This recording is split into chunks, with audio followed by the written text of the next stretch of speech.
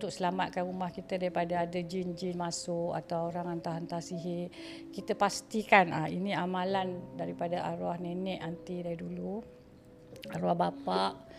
Rumah kita mesti kena sentiasa bersih. Elakkan baju-baju kotor bersepah, baju-baju masam bersepah kat lantai, kat katil.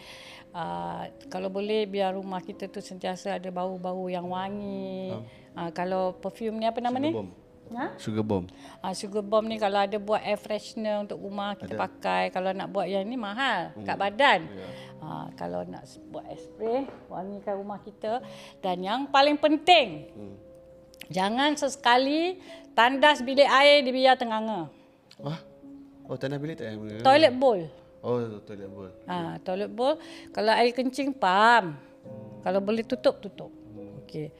Sebab kadang-kadang lepas kita pam pun, air kencing tu memang akan jadi minuman jin lah. Nabi Muhammad pun dah cakap kan. Apa itu? Sampah kalau boleh dalam bilik air, tong sampah jangan tenganga. Cari yang ada tutup. Di dapur pun cari tong sampah yang ada tutup. Sebab tulang-tulang sisa makanan kita akan mengundang jin datang ke rumah. Dan satu lagi, kerusi meja. Ini kerusi meja. Kadang-kadang kita kat dapur lepas makan, kan kita bila meja makan, kita dah duduk, kita tarik kursi kan. Kita dah habis makan, bangun, kursi tu macam tu je. Letak balik. Pastikan semua kerusi-kerusi makan tu letak di tempat dia, di bawah meja balik maksudnya. Terletak. Maknanya dah tak ada undangan untuk orang lain duduk.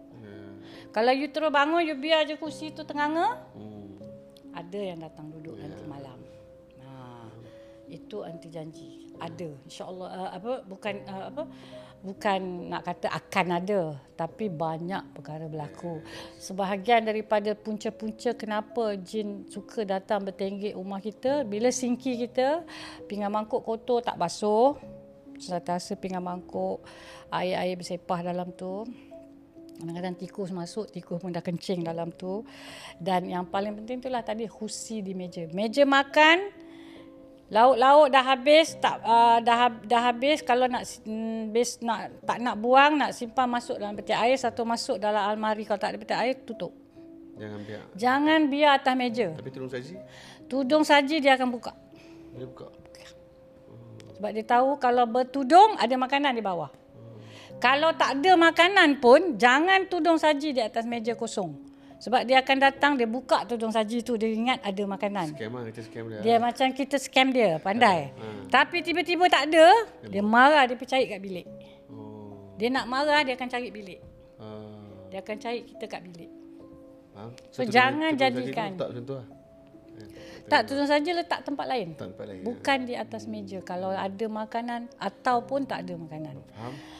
Itu je. Kerusi tu yang sangat penting. Kerusi jangan dibiar tenganga. Tak balik, masukkan balik. Kalau tak percaya, try.